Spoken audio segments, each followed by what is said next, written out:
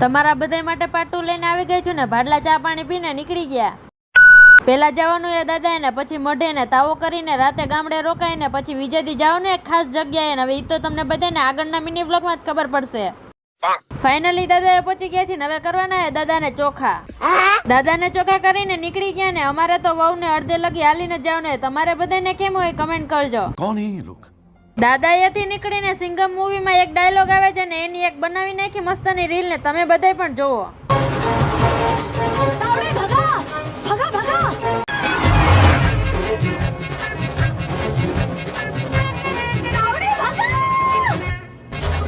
મજા આવી રિક્ષા ચપતે હું ફેરાય છે.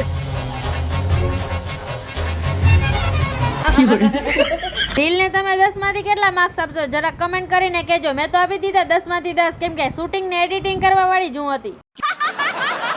બીજું શું હોય, પછી ગામડે પૂગવાના જતા ને ત્યાં વડલો આવી ગયો એટલે હવે હું થોડા હિંચકા ખાઈ લઉં ને તમને બધાને મળું પાર્ટ 3 માં.